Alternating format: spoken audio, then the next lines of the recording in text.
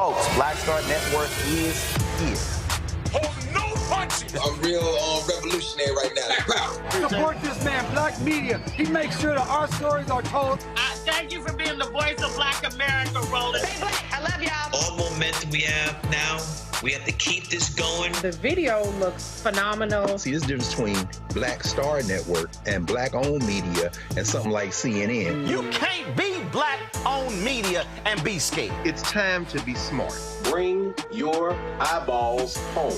You dig?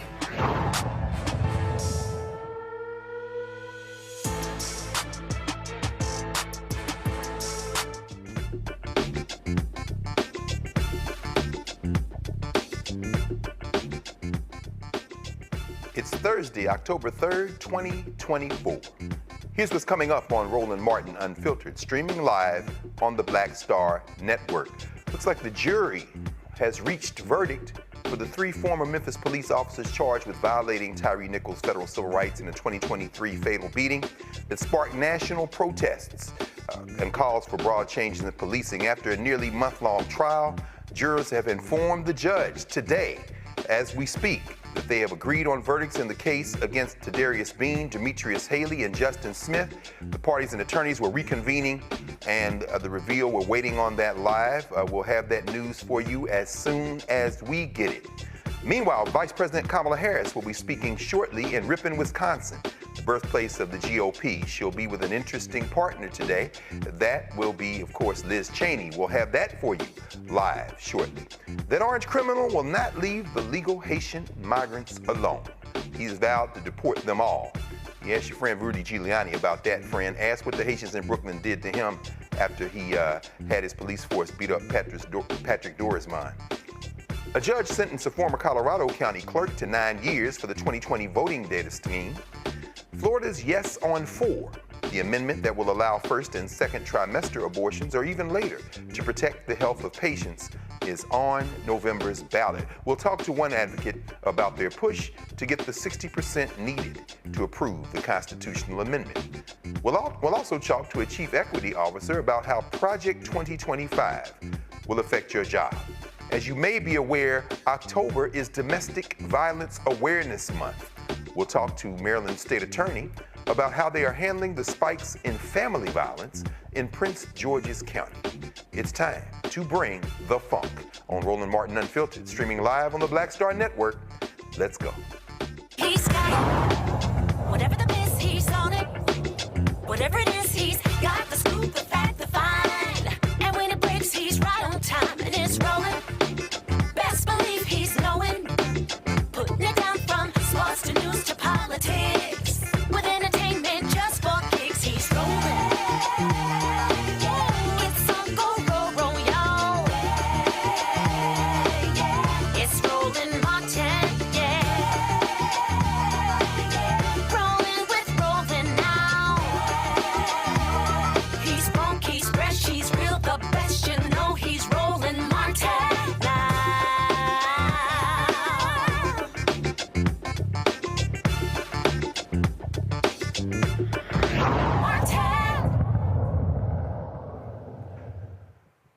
According to the latest Marquette University poll, Vice President Kamala Harris maintains a tight 4-point edge over Donald Trump in Wisconsin.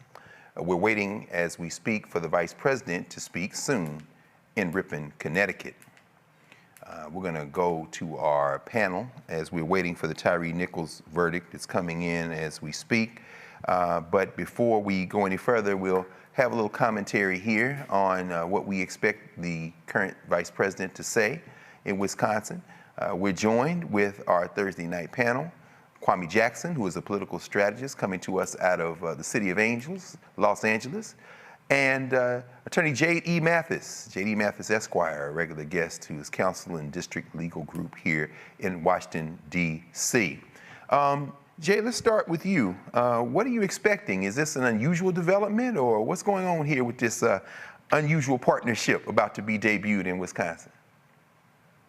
I think it is an unusual one, but it is one to finally, I guess, remind people and the people who aren't aware of it that the Republican Party is even tired, right? They're even tired of Trump's charades and shenanigans.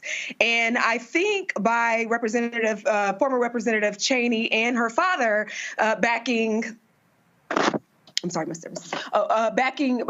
President Kamala Harris, I think they're taking a stance, right? And I hope this is a stance that their party follows, that the Republican Party will follow. Yeah, I do too. Although it sends a little chill down my spine to think of Dick Cheney as somebody who's on the side of the angels, particularly given all the death and destruction they've caused in the world. I don't know, Kwame, if you're in the ear of the Democratic Party and the Vice President, I mean, strategically, how are you looking at this move? I think at this point, we have to take all allies as they come. Obviously, I am not a Dick Cheney fan. He has the moniker of Darth Vader for a reason. And, you know, he led the dark arts in the Bush White House. But to have him come aboard, to have his daughter, Liz Cheney, come aboard, to have others of the Republican ilk come aboard, is particularly those who have served in the Trump White House, who can speak directly to working with him and to say that he's unfit, to say that he's not really ready to meet the challenge of a second term or a second election, and to make sure America knows why. I think it's important to have those voices in the room. I think it goes back to the quote from the DNC. I was there in Chicago, and the congressman who stared from the Trump White House that, you know, you're not a Democrat because you vote for Trump, you're a patriot. And so I think that's the Republican view that they can always think of and they can kind of hold close to and still come part of, be part of this larger tent party. That's interesting that you frame it that way clearly, and that they're framing it that way. This discussion and this debate over patriotism, and for the Democrats to do this at this juncture is very interesting, to kind of try to seize that. Jay, you know, this hasn't been well contested ground for quite some time. People who are traditionally Rust Belt Democrats have been migrating to the Republican Party for quite some time, voting against their class interests. We see what's going on with the longshore people and the strike on the East Coast and in the Gulf states. You know, this question of patriotism that Kwame raises, and this struggle to define what it means to put country over party, is there some possible ground that the Vice President can gain with the patriotism message? And how does today's event maybe help, as Kwame has kind of laid out there, advance this narrative that the Democrats seem to be relaxing into after, who knows, maybe 2 generations?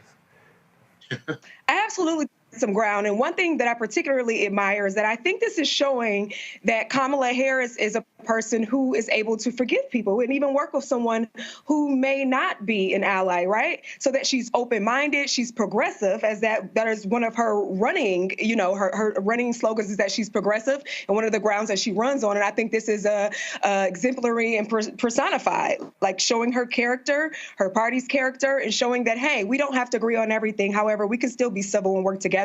And I think that's a great representation of how she would be as a president as well.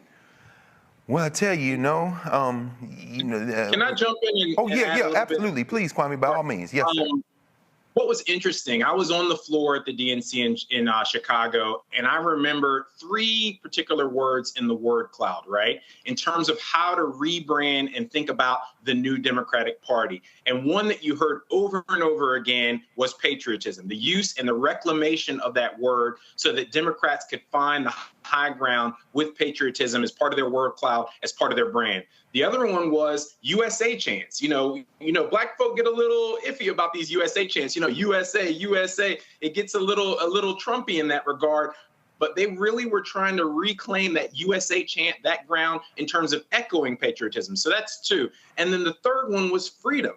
And the freedom piece is not just the freedom to be away from something, but the freedom to do something, right? So you get freedom from, you know, government leaning into your reproductive rights. You get freedom from government dictating, you know, the book bans that you should read or what you should be teaching your kids. But you also get the freedom to just be you. Like they said, love who you want to love, be who you want to be, and then just freedom to exist in this society, right? With gun violence in our schools, freedom for kids to go to school without the fear of gun violence. So I think those 3 words, freedom, USA, USA, USA, and patriotism, have been reclaimed by the Democrats. And you see that as part of their word cloud brand.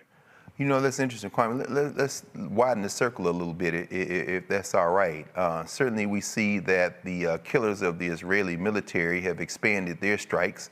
They just hit South Lebanon, just south of Lebanon, a little while ago. It's after midnight over there. Of course, they again striking in Gaza. It's not a surprise, although it is October, But we're within a week of the October 7th attack, of course, by Hamas in Israel. But this response, well, we saw the President of the United States yesterday with the Group of Seven saying that they want renewed sanctions on Iran for Iran hitting Israel, but nobody's talking about stopping arms from Israel. We saw what happened to the Vice President about a month ago in Michigan when folks were protesting. We saw it again in Arizona where she kind of had crafted a response that kind of kept this thing in a valence of sorts. She can't obviously break with the president or U.S. formal policy. How do you see this increasing war, this regional war, really, because Israel has by this time invaded yet another country on its list?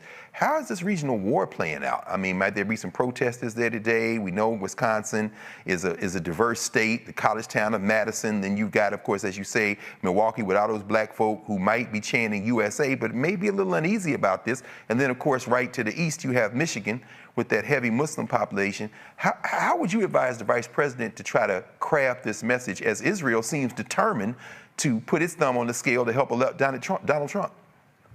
Yep. Is that for me? Yeah, please. Yeah, and then I'll ask you, Jay. So to start that, I mean, I love that we're having this discussion because obviously it's probably the biggest piece of the pie right now leaning into the election as really this whole international pot continues to boil over.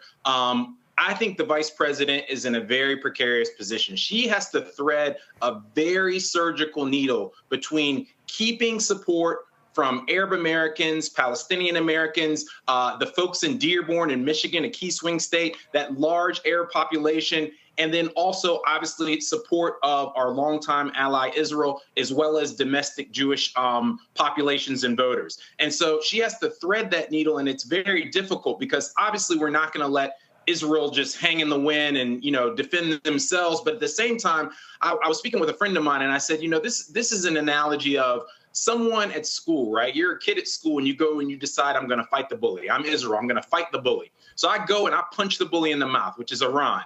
And as soon as I punch the bully in the mouth, I go run to my big brother, which is the USA, and say, hey, now we're ready for the fight. So it's like you're dragging people into something that is going to be a much bigger quagmire, could be a regional destabilization. 30% of the oil that flows through the entire world flows through the Strait of Hormuz, which is the strait right next to Iran. They could shut that down and create an economic calamity. So there are so many ways that this thing can have ramifications that could spill over that would actually tilt the election. So Vice President Harris is in a very precarious position. She has to thread that needle. She has to show support for, a peace plan, for a two-state solution, but at the same time, push for the fact that, Israel needs to pull back from the ledge. It needs to calm down. It doesn't need to have a mega retaliation versus Iran, because that's going to put us in a situation where we will get dragged in regardless. Yeah, I don't think the Donald Trump of Israel, Bibi Netanyahu, has any intention on pulling back. He's trying to stay out of jail. And when you start talking about ethno-nationalism, all bets are off. So Yep. Jade, any thoughts on this? You actually summed it up perfectly, exactly what I was thinking. The only thing that I would add to that is from a Michigan native and a Detroit native right outside of Dearborn, who has the largest population, as you said, of Middle Easterns in the United States of America.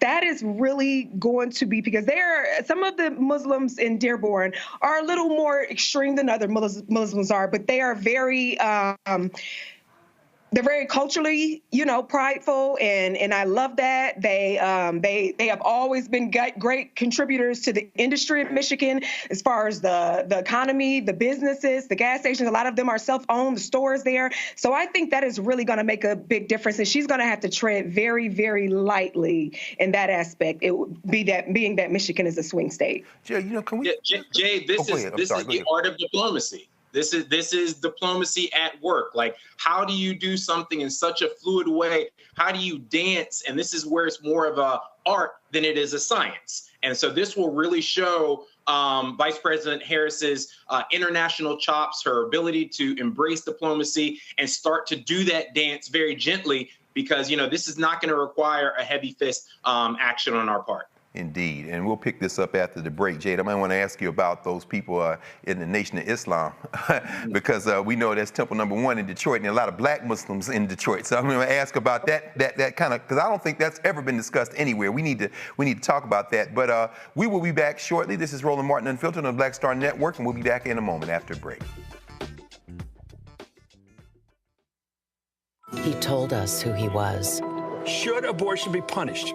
There has to be some form of punishment. Then he showed us. For 54 years, they were trying to get Roe v. Wade terminated, and I did it. And I'm proud to have done it.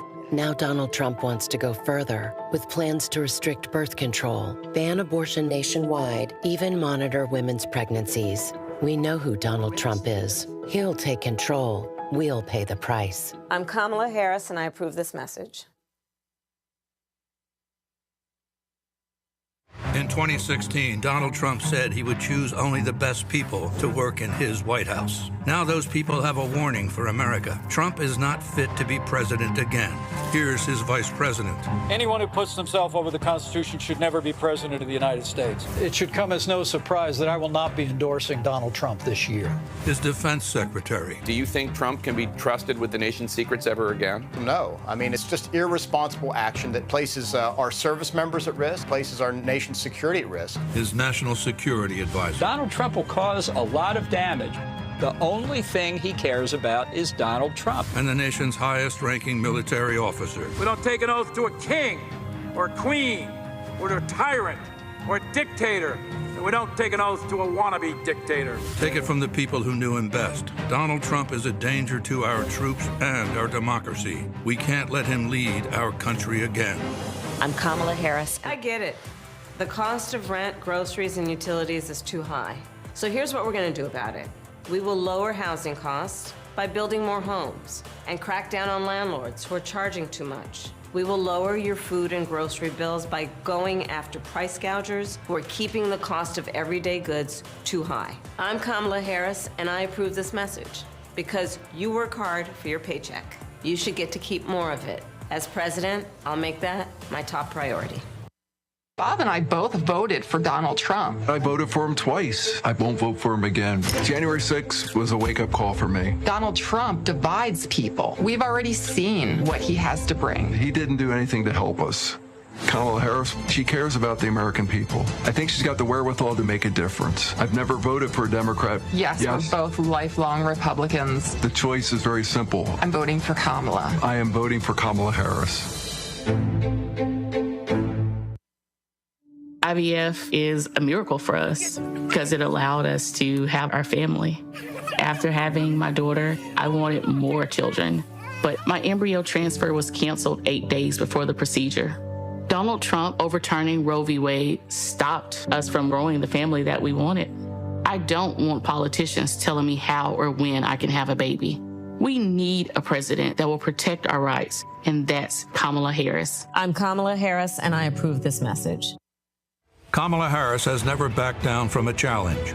She put cartel members and drug traffickers behind bars, and she will secure our border. Here's her plan. Hire thousands more border agents, enforce the law and step up technology, and stop fentanyl smuggling and human trafficking. We need a leader with a real plan to fix the border, and that's Kamala Harris. I'm Kamala Harris, and I approve this message.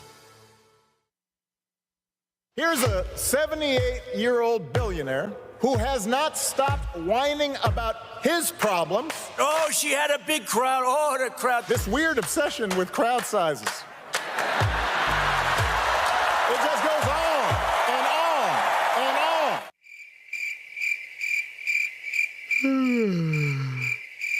America's ready for a new chapter. We are ready for a President Kamala Harris. I'm Kamala Harris, and I approve this message. I am Tommy Davidson. I play Oscar on Proud Family, Louder and Prouder. Right now, I'm rolling with Roland Martin, unfiltered, uncut, unplugged, and undamn believable. You hear me?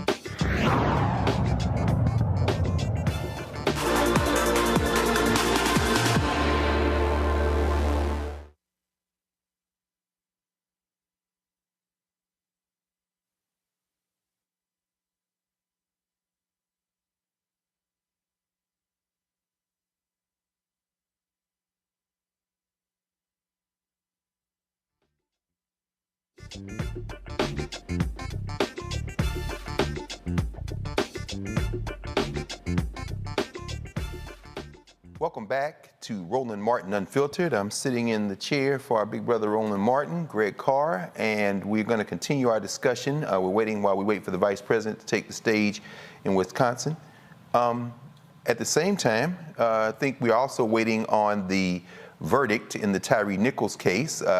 We might be joined in a moment by the man himself, Roland Martin. We'll have some breaking news, and as soon as we get that verdict, we will communicate it with you. Jay, before we left, oh, wait, okay, here we go. We got our brother hooked up live from Montgomery, Alabama, Roland Martin.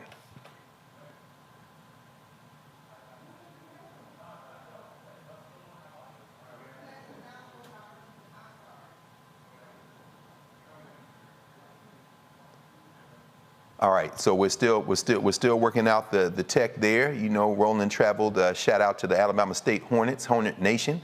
If you did not see Roland's speech from earlier today on the campus of Alabama State University, my mama's home state of Alabama, please go back and check out Black Star Network to watch that speech. We'll have him in a moment. He's still there.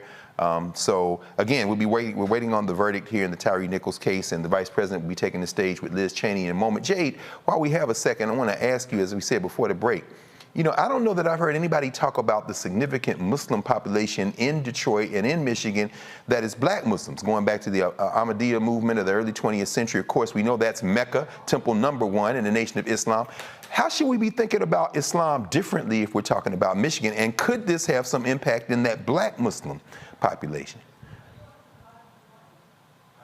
Oh, can't hear you. Unfortunately, we're still one of the most still one of the most segregated cities in the country, right? So you have the Dearborn Muslims, which are generally Chaldean, Persian, Pakistani, and of that sort. And then you have the black Muslims, obviously, which the birthplace of the Nation of Islam was Detroit. So one thing is that they have for the past, I would say, 40 years, they've remained pretty separate. However, I would say most recently with the younger Nation of Islam Muslims coming forward, I think they have been collaborating a lot more on what they can do in Detroit and what they are doing, what they're going to work on in the city of Detroit. So I do think that that is an opportunity for an ear there for them to collaborate on that, because I have heard them, you know, discussing and at political events, and they backed each other for those events. So I do think that there's an opportunity there. I just really hope that they seize that opportunity and they take that opportunity. Because as I said, a lot of the Muslim temples in Detroit are more in the inner city areas, whereas in Dearborn, it's more in the Middle Eastern areas. So there's a disparity there as well, especially when it comes to, you know, police and law enforcement and those type of things, with the black Muslims probably feeling comfortable crossing over into Dearborn. You know, it's interesting, Kwame, as Jade was walking us through that geography, it's interesting, and think about it. Of course, Rashida Tlaib, who the white press and commercial press will identify with the non-black Muslims, she's in John Conyers' seat, which means there's a lot of black people in her district. I remember being in Detroit about 4 or 5 years ago, just before John Conyers made transition for a reparations conference, and both John Conyers and Rashida Tlaib were at the conference speaking with the people. And people look at her and think, okay, she's with the Palestinians, but no, there's a lot of black people pulled the liver for Tlaib. She's in John Conyers' district. Today, even as we're here right now, Ta-Nehisi Coates, whose book, The Message, just dropped on the 1st of October. He's actually speaking at Howard University at Crampton Auditorium. A lot of young black folk in particular are really grappling with this question of Palestine. The 3rd chapter in his small book, after he spends time in Gorée in Senegal, and then in South Carolina, where his book was, they attempted to ban his book, as we were talking earlier about book banning in the schools. He then goes to Palestine, and he's in Gaza, and he's saying, you know, I'm here, well, West Bank, not Gaza, and he's saying, this is like Jim Crow. This is like apartheid that my parents and their generation. So Kwame, at this moment, with a month to go before this election and early voting has already started, do we need to be paying attention, particularly, as Jade said, some of these younger folk around this question of U.S. foreign policy? And could the vice president be damaged by solidarity politics that might be emerging from some unexpected places? You know, Jade made a great point. She actually schooled me. I did not know that the birthplace of the Black Muslim movement was Detroit. So that's great information for me. So I want to thank you for that. And then number two, the fact that, you know, the Muslim population is diverse. I mean, you have Sunni versus Shia, which is one of the fundamental divides between the Saudi Arabian Sunni population, 85% of all Muslims worldwide, and 15%, which are Shia, which is the Iran-backed faction within the Muslim delegation. And so what happens is there are so many kind of pockets and fissure points within the Muslim community that we have to be really wary of how we try to put them all in one box. I also was not aware that Rashida Tlaib sat in John Conyers' seat. You know, shout out to John Conyers, my Kappa man, and all his great service and what he did in the government. Yes, and I had to do that for Roland. But I did not know that she sat in his seat. So she also has to thread the needle carefully between the Black Muslim population and the Black supporters of her seat, as well as the Palestinian supporters from her own ethnicity. So it's like, it's a very delicate balance as we look all around, but we do know that the fundamental issue that possibly will swing Michigan, besides the economy, besides inflation, is going to be what happens in the Middle East and how we respond, especially in the next, I'd call it 2 weeks. Depending on what happens with the force of the Israeli strike, whether it's more nuanced, whether it's more scaled, then whether it's, you know, just a blunt object, it's really going to determine how Michigan goes within that overall election point. So we're at a very, very precarious time. And like we said, we have to tread lightly and be wise. No question. I mean, there's times like this, we're fortunate we had the Black Star Network so we can have you all on to really get and de-layer this conversation. Because clearly, talk about sledgehammer, CNN, MSNBC, the major networks, they're not going to cover it with this kind of layered subtlety. And when things do to make a turn, they have no way of explaining it. So I'm glad y'all are here. I'm hearing that we're going to toss to our brother Roland Martin. Is that right? Do we have him up now?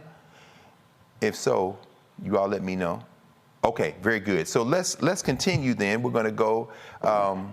Should we take a break now, or should we move forward? I think. Okay.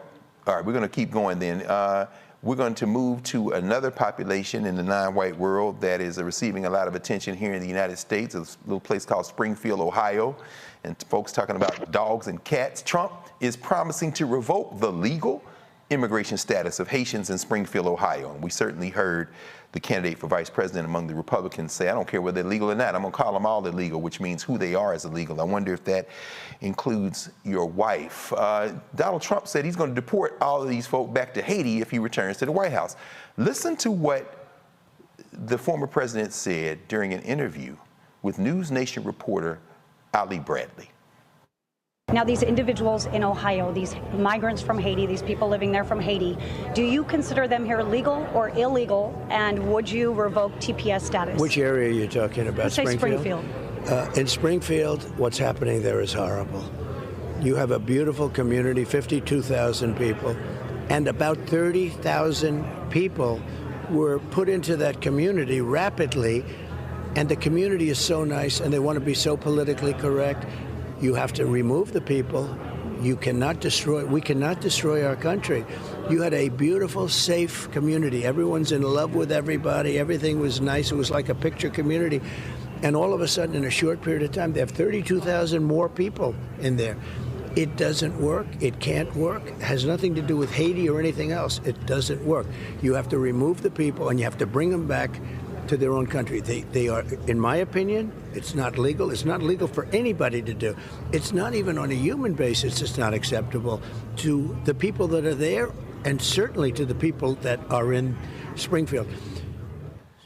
Okay, we'll come back to Donald Trump in a moment. Meanwhile, live from Montgomery, Alabama, Roland Martin.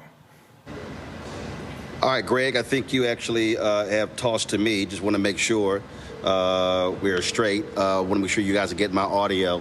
Kara, okay, good. All right, cool. All right, so Greg, let me walk you through this here. First of all, crazy busy news day. Shortly, Vice President Kamala Harris will be speaking in Wisconsin with former Congresswoman Liz Cheney. We're going to be carrying that live. But let's talk about the Tyree Nichols case. The 3 cops who were on trial for the vicious beating death of Tyree Nichols. A mixed verdict coming out of Memphis. For Tadarius Bean, Count 1, deprivation of rights under color of law, excessive force and failure to intervene. He was found not guilty. The lesser involving bodily injury, also found not guilty. Count 2, deprivation of rights under color of the law, deliberate indifference, and the lesser involving bodily injury, found not guilty. But he also found not guilty on count 3, conspiracy to witness tamper. But Chidera is being found guilty on count 4, obstruction of justice, witness tampering. Demetrius Haley, count 1, not guilty. Deprivation of rights under color of the law, excessive force and failure to intervene. Lesser involving bodily injury, guilty. Count 2, not guilty. Lesser involving bodily injury, found guilty. Count 3, guilty. Count 4, guilty. Justin Smith, count 1, which was the deprivation of rights under the color of law, he was found not guilty. Count 2, not guilty. Count 3, not guilty. Count 4, obstruction of justice, witness tampering, he was found guilty. Now remember, 3 other officers actually pled guilty. These 3 chose to go to trial, and so a mixed verdict from the Department of Justice, where they were found not guilty on several charges. But again, all 3 officers who did go to trial in this case have been found guilty on at least 1 charge. They've been taken into custody by the U.S. Marshals, and the judges set their sentencing for January 22nd. Of course, this case has gotten lots of attention all across the country, because when that video was released, it just spurred all sorts of anger. And I'll tell you, I remember we were live, and when that video dropped, that was actually the most live viewers we've ever had watch this show. When that video dropped at 7 p.m., and then the next 30 minutes, our numbers went up almost up to 30,000 people watching live at one time. And so lots of attention surrounding this case. And so the question is, will the feds choose to retry on the other charges? Not sure. We'll hear from the Civil Rights Division of the Department of Justice on that. But as I said earlier, 3 former Memphis police officers who did plead guilty. Then you have, and some of them testified in this trial. Then you have these 3 officers who chose to go to trial, and every single one of these officers have been found guilty on at least 1 particular charge. And so we will, of course, will be waiting to hear from the family of Tyree Nichols. The attorney is Ben Crump, and so I'm sure they'll be speaking once they leave the courtroom. And so we will try to have that for you. And again, of course, the vice president will be speaking live, so we're carrying that as well. So quite the busy news day. So Greg, I'm going to toss it back to you as I leave Montgomery. Spoke to Alabama State, to the students here for their homecoming and about voting, and then heading out to catch a flight back to D.C. And so back to you, the Black Star Network. Okay. Thank you, brother.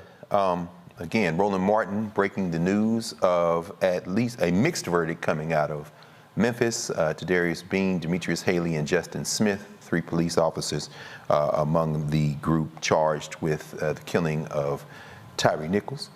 So we're going to, wait, I'm sorry, I'm getting the message in now. Okay, very good. Very good. So let's get some. I know this is real time in terms of reaction, but Jade, any thoughts on what we're hearing now out of Memphis? As a former prosecutor and a current civil rights attorney, this honestly almost brought me to tears. While Roland was talking, I had to fight back the tears. And this is a prime example of that. The jury, the jury makes the final determination. It doesn't mean that it's right all the time and it's an educated one and that there's a fair and neutral jury. So when that happens, it's just so disheartening. Even after watching the tape, and I'm sure they've been shown the tape and heard all the facts, they still decided this. And what's really disturbing to me is that they were found guilty of the lesser offenses, witness tampering, obstruction of justice. I can't imagine that it would be, I don't know if they're going to serve any jail time for those. And if they do, it's probably going to be very, very minimal jail time for those convictions. Also, I'm hoping that the DOJ continues the civil rights investigation into this, because I think that's the only way the family is going to have any type of true justice, is if they consider their investigation into this and they are able to sway the decision based on that and hold those officers accountable. Thank you, Jade, and thank you for that particular insight, given your experience. We're going to go back now to Memphis because the family of Tyree Wright is speaking. So let's go live to Memphis and hear what the family has to say. Our family, I think the federal government, they really worked very hard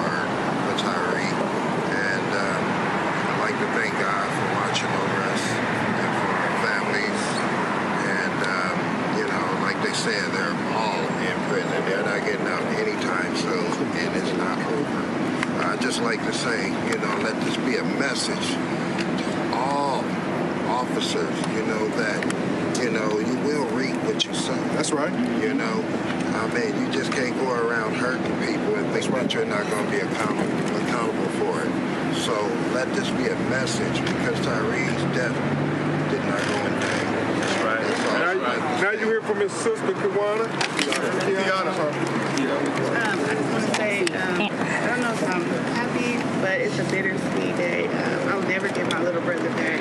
But to see those officers held accountable for what they did, put our family through, did give us some hope for the future. Maybe this won't ever happen to another family in the future, but I just so thankful.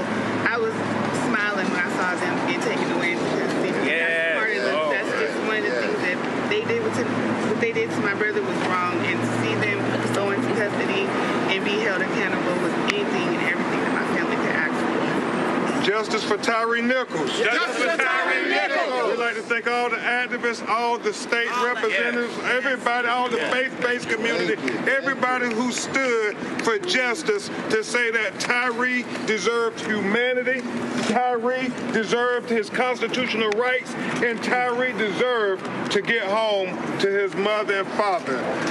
Ms. Ripon, would you like to say the last word? I just want to say to all of you guys, thank you so much for covering the story the correct way, and I appreciate the love and everything that you guys have given our family. And to the community of Memphis, thank you for all the prayers and all the love. Just thank you so much. We appreciate it all. Anything else, Corey? Anything else, family? No. Justice for Tyree Nichols. Justice for Tyree Nichols. Justice for Tyree Nichols. Justice for Tyree Nichols. Justice for Tyree Nichols. Justice for Tyree Nichols.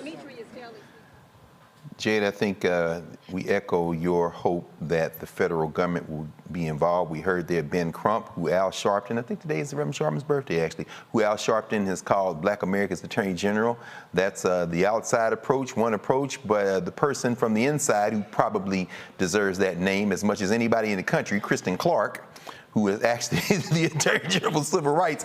Let's hope Kristen Clark gets involved in this, in fact, because we know that those officers were acquitted of the most serious charge, as you say, violating Mr. Nichols' civil rights by causing his death. So, you know, federal witness tampering, yeah, it's something, but as you just walked us through, it ain't what we wanted. And so I'm sure you faced many of those juries over the years, and you know how unpredictable they can be. Kwame, any thoughts on what we're seeing right now and this verdict in the wake of it? Any thoughts about what we're seeing in real time tonight? I'm going to echo Jade, and I'm going to say that this breaks my heart. This is a repetitive course, and I want to share some names from that repetitive course. Rodney King. Rodney King, when I was a high school senior, I spoke out as part of the Charlotte Observer and my Charlotte High School about Rodney King and what it meant to me as a young 16, 17-year-old man. Eric Garner. Eric Garner, I was a New Yorker when that happened. I met Eric Garner's mother. It started the I Can't Breathe movement. And then finally, George Floyd. George Floyd, we all know what that meant to the world, the beginning of a much broader global Black Lives Matter movement. But I think about that term, I think about Black Lives Matter, and I'm asking myself, how many sacrificial lambs will it take for our lives to matter, for our lives to be equal? And here we are with Tyree Nichols, once again, you know, someone else who's been brought to the altar, been sacrificed, unfortunately, this time at the hands of African-American officers, which also breaks my heart. And it makes me say that even though they were African-American officers, they still saw him in that same light. We always talked about, you know, this is a racial lens for people to see people and say, okay, you know, they're going to be equal in my humanity because I'm Black or because I'm white or because of community policing and having faces in your community that look like you and understand your experience. But this is doubly heartbreaking because these officers were Black. They were people who are supposed to understand our experience. They were people who were doing community policing. And I think that this just makes me boil because it just shows once again that we get a kernel of justice. We get the scraps that are left at the table. we get the minimal charge. When will our lives matter at the same level that anyone else's lives matter, when you can see point blank evidence on a tape that is irrefutable? And that just breaks my heart to see this happen with all these different names and this chorus of Black lives that frankly just don't matter. Absolutely. Another name added. Oh yeah, please, Jay, by all means. Yeah, I did want to add that I think the notion some people are looking at here is that something is better than nothing. But to me, that's not a notion, right? I need it to be the right thing. I need it to be the extreme. And the reason I'm probably a little bit more emotional is because I represent the family of Justin Robinson, the young man in D.C. who was a violence interrupter who was murdered and shot 10 times while sleeping in a vehicle at a McDonald's here. And we can't even, the family and as their council representation, we have not heard anything from anyone in the city. We have not heard any apologies. The mayor's office, my condolences. He actually worked for the Office of Attorney General. So when you see instances like that, I also represent the family of Delano Martin, the 17-year-old who was shot in the back 6 times by Park Police 2 years ago. We have not heard anything from them either. The DOJ, they're opening up investigation. We have not heard anyone get back to us with that. So I think something better than nothing, I don't want to hear that notion. I think long as officers know, hey, they may be able to hold me accountable of something, but not to the extreme, I'll get out of jail or I won't go to jail, or I can just go somewhere else, right? After this time is up, I can just and go somewhere else and work for another municipality. Yes. No one would know. That's why something better than nothing, that notion, it does not work. No question. It does not work. And we're going to come back to this again, this DEI approach to black politics. We don't care if it's a black mayor, if you can't do anything about it. We're going to come back, Jade and Kwame. The vice president is now taking the stage in Wisconsin. We're going to go immediately to Kamala Harris, Vice President of the United States. Can we hear it for Liz Cheney?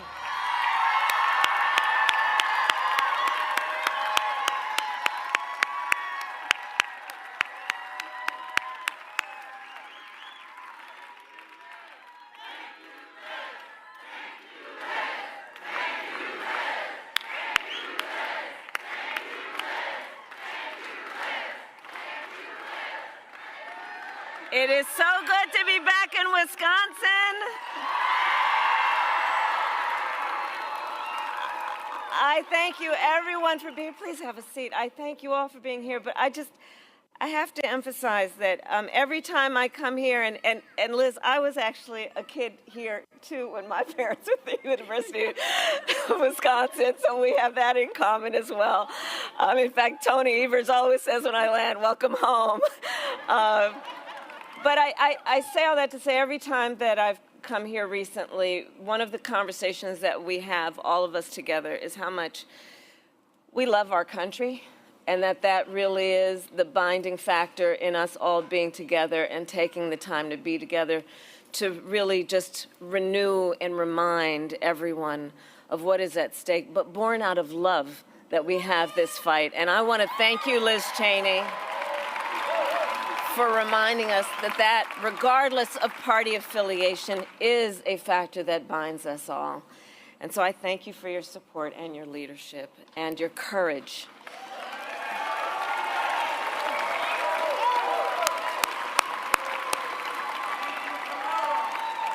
I also want to thank all the other great leaders who are with us today. Governor Tony Evers, where is he? Thank you. Mayor Grant, thank you for the warm welcome. I want to thank Senator Tammy Baldwin, who is traveling around the state, but who I know you will re-elect in November. Thank you, Sheriff Mitchek, for your support and your life of service to the people of Iowa County.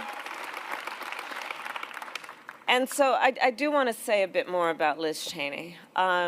You all know her leadership, and she has obviously and so importantly been a leader for the people of Wyoming, but she has also been an extraordinary national leader and has served with great honor.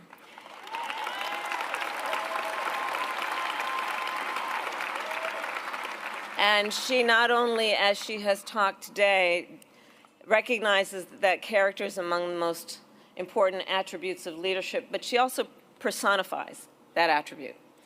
And she possesses some of the qualities of character that I most respect in any individual and any leader.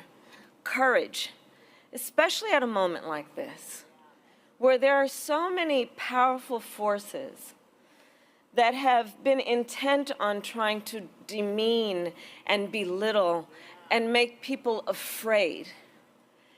And there are many who know it is wrong, and then there are those who have the courage to speak out loudly about it and the conviction to speak truth. And, you know, it is so admirable when anyone does it, and especially when it is difficult to do in an environment such as this. But Liz Cheney really is a leader who puts country above party and above self, a true patriot, and it is my profound honor to have your support.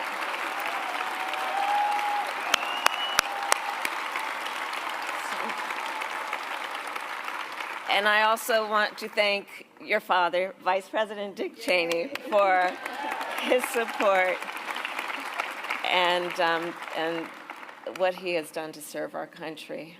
Every endorsement matters, and this endorsement matters a great deal, Liz, and it carries a special significance because, as you said, we may not see eye to eye on every issue, and we are going to get back to a healthy two-party system, I am sure of that, where we will have vigorous debates.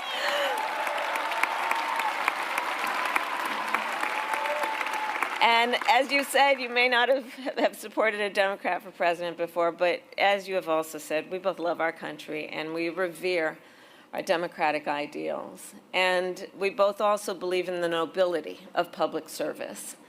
And we know that our oath to uphold the Constitution of the United States of America is a sacred oath, an oath that must be honored and must never be violated.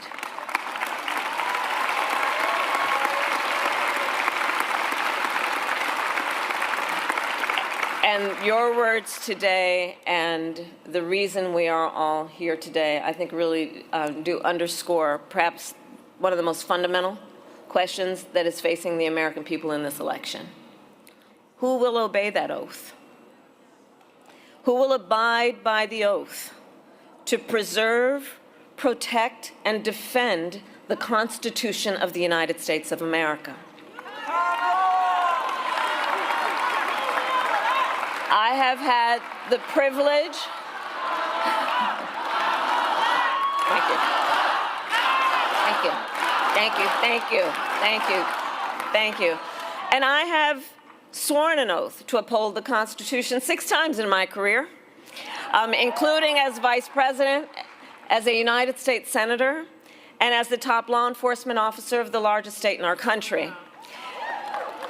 Responsible for upholding and enforcing the laws of the state and the laws of the United States was the work I did. And I have never wavered in upholding that oath. And I have always executed it faithfully and without reservation.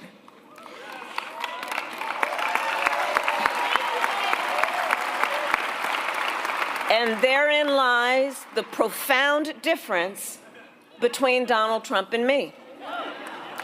He who violated the oath to uphold the Constitution of the United States of America.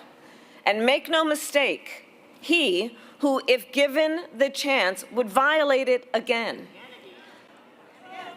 Donald Trump lost the 2020 election.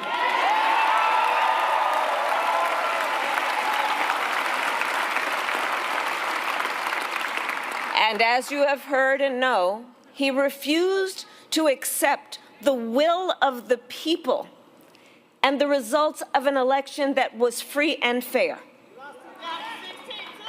As you have heard, he sent an armed mob to the United States Capitol, where they assaulted law enforcement officers. He threatened the life of his own vice president and refused to engage in the peaceful transfer of power. And let us be clear about how he intends to use power if elected again. He has called for jailing journalists, political opponents, anyone he sees and deems as being an enemy. He has pledged to destroy the independence of the Department of Justice. And he called for deploying our active duty military against our own citizens. Well, I believe you and my running mates both. Well, listen, I believe that anyone who recklessly tramples on our democratic values as Donald Trump has, anyone who has actively and violently obstructed the will of the people and the peaceful transfer of power, as Donald Trump has, anyone who has called for, I quote, termination of the Constitution of the United States, as Donald Trump has, must never again stand behind the seal of the President of the United States. Never again.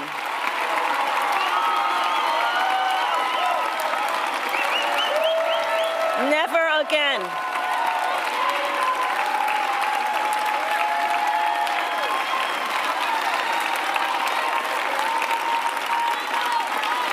And the tragic truth that we are facing in this election for President of the United States is that there is actually an honest question about whether one of the candidates will uphold the oath to the Constitution of the United States. That is the tragic truth of this election, that this is actually an honest question that we are having as Americans. And I know the vast majority of us agree that upholding the Constitution must be a basic requirement we expect of anyone seeking the highest office in the land.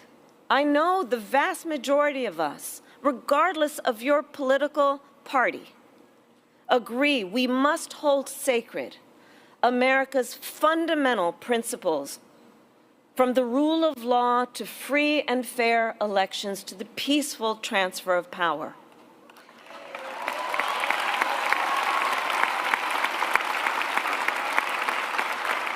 And if you share that view, no matter your political party, there is a place for you with us and in this campaign, because those principles, I know, unite us across party lines. And in this election, I take seriously my pledge to be a president for all Americans. My entire career,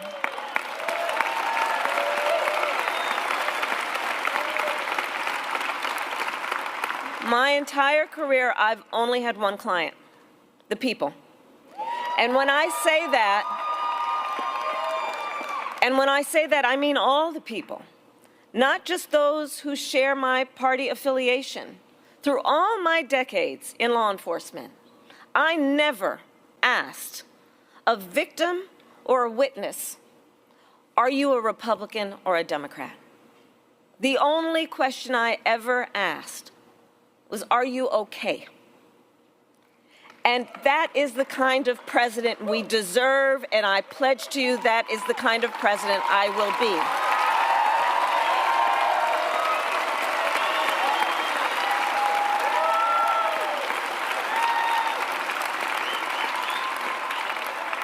Because the President of the United States must not look at our country through the narrow lens of ideology or petty partisanship or self-interest. The President of the United States must not look at our country as an instrument for their own ambitions. Our nation is not some spoil to be won. The United States of America is the greatest idea humanity ever devised. the nation that inspired the world to believe in the possibilities of a representative government. And so in the face of those who would endanger our magnificent experiment, people of every party must stand together. And let me be clear, democracy and freedom are not only at stake here at home, they are also at stake around the world. As President of the United States, I will strengthen, not abdicate, America's global leadership.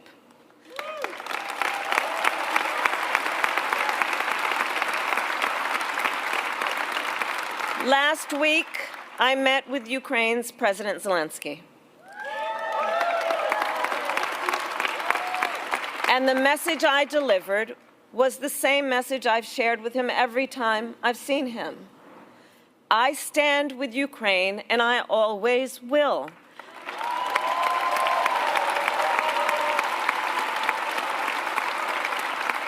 And I told him, as I have before, I want Ukraine to prevail.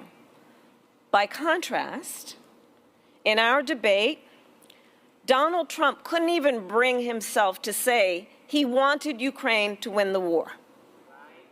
Couldn't even bring himself to say that. A war that Putin, a brutal dictator, launched against a free and independent people. Trump wants to force Ukraine to give up its sovereign territory, a bedrock principle upon which we stand and fight for. And you know who else wants them to give up their sovereign? Absolutely, territory? Putin. Putin. And that's not a plan for peace. It's a plan for surrender. Well, I believe that in the global struggle between tyranny and democracy, the President of the United States must always be on the side of freedom.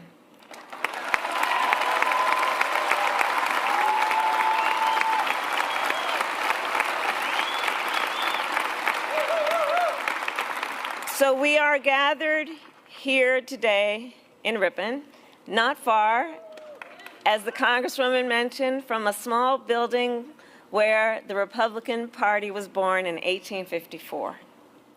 Liz Cheney stands in the finest tradition of its leaders. And if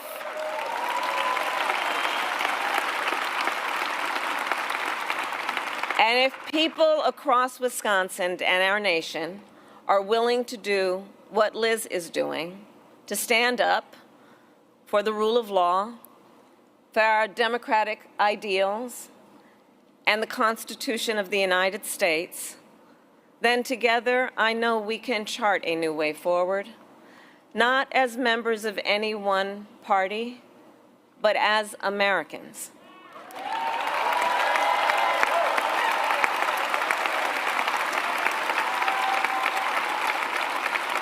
Americans who are united in our devotion to the country we love. I thank you all. May God bless you, and may God bless the United States of America. Thank you all. Thank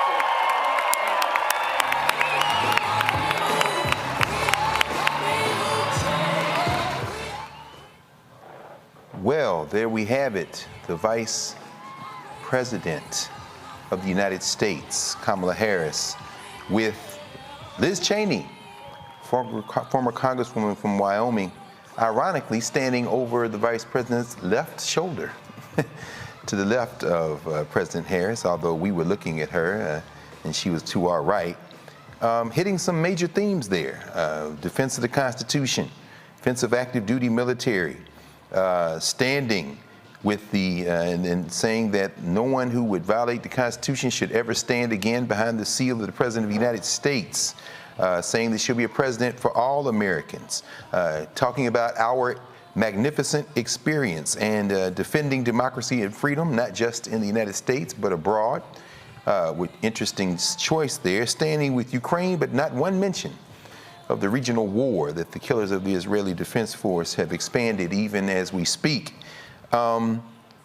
Praising Liz Cheney for standing in the finest of the GOP tradition. It sounds like something that Byron Donalds or Wesley Hunt or some of those blackface MAGA boys might say. That's something I'm very familiar. You heard Mike Steele used to say back in the day before he saw the light and backed away from the ledge that those two brothers have jumped over with both feet. Talked about peaceful transfer of power, free and fair elections, check your voter registration, early voting has already started.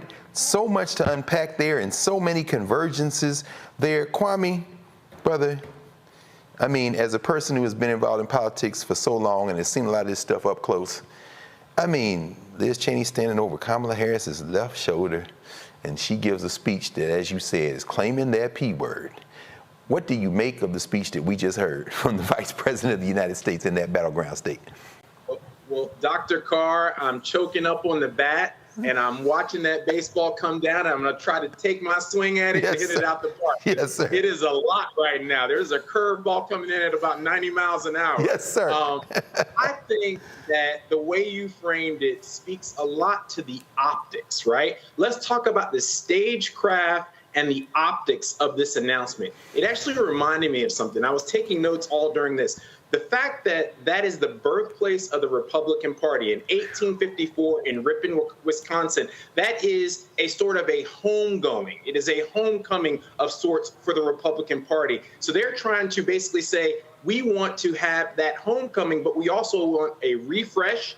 We want a reset, and we want to reclaim our brand. So they're doing that in the center of where they started. And it actually reminded me of the stagecraft and the brilliant optics behind President Obama launching his campaign at the birthplace of Lincoln way back, many, many years ago. And so seeing that same stagecraft and the importance and the nuance and the kind of brilliance of the cinematography around it really shows you that the Republican Party is trying to reset, and Vice President Harris is trying to claim as many people in that bucket as they reset as she can to possibly come over to her side for this election. So I think the choice of Ripon, Wisconsin, I was wondering where that was, why that was important. We all know Wisconsin's a swing state, but the fact that it's a homegoing, a reset, a refresh for the Republican Party, I think is very powerful in terms of the message they sent forward.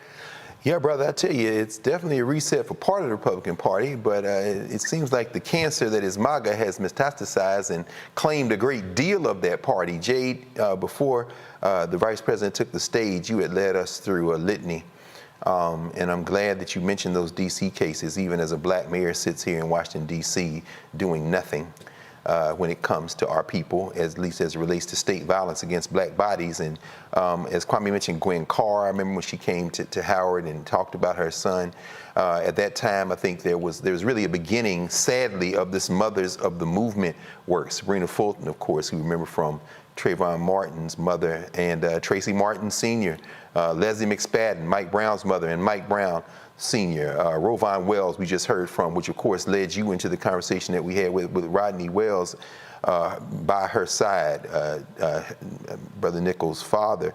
As you were talking, Jade, though, through this question of having to defend black folk who seem defenseless against state violence, the police, listening to the Vice President there in this volatile time when that part of the Republican Party that has not backed away from the open racism and the support for state violence. In fact, doubling and quadrupling down on it, as we saw Donald Trump talking crazy about black people in Springfield, Ohio.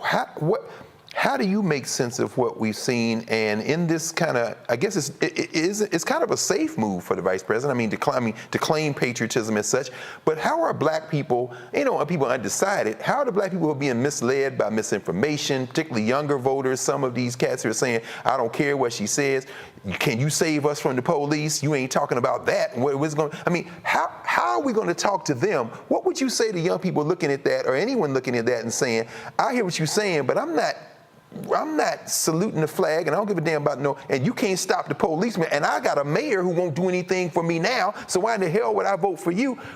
I hate to ask you that question, Jay, but I mean, how would you work through what we just saw today, and where does that fit in terms of this very close election and those who might still be like, I might sit this one out because I don't see how this helps me in my life? Absolutely. I think a lot of the viewers who look similar to us, I think a lot of them are like, what about me? Or where do I fit in at that? Or like you said, what relevance is that to me? And I did note that the audience, they look like Cheney. They really did. They looked like they were in Wisconsin. So I did not see much representation on that stage, and I would have liked, I think it was a lost and a missed opportunity for her to say some of the things that she was going to work on for particular communities. It doesn't just have to be African Americans, right? It could be those in the underrepresented communities or ones who are targeted particularly by violence and law enforcement violence. I just think it was like, what does this have to do with me? What am I going to get from this? And I do like that she talked about character, because the first thing that came to my head, and that was that, we're not judged by the skin of our, the color of our skin, but by the content of our character. Yes. So that is what came to mind for me. However, when I look back at the audience and when they flashed us that, I thought to myself again, what does this have to do, or what does this have to do with real life situations and circumstances? What can we take away from that? Our community members who are at the highest threat, what do we take away from that, from what you're saying now? Yeah. Like, how does that benefit us in any way? So I absolutely, yeah.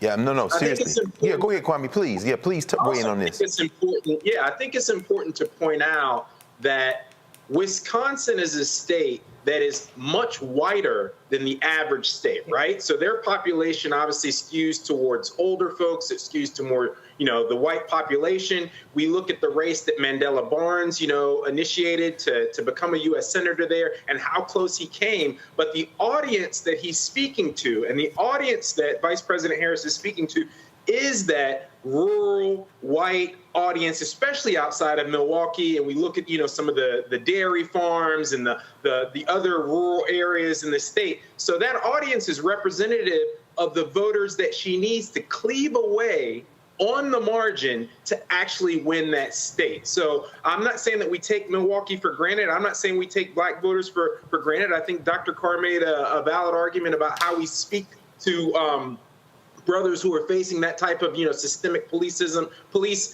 and racism. But at the same time, I think she really has to focus on the fact that, the voters that I need are those folks in that audience, and they are those, clones of Cheney that might just be a little bit to her left, that hopefully will take a chance and join the vice president's community of voters to hopefully get her over the line. It's kind of like step one, we need to secure Wisconsin and that base. And then step two, I think we can focus on some of those broader issues within the urban community. But we can't do any of that if she doesn't win.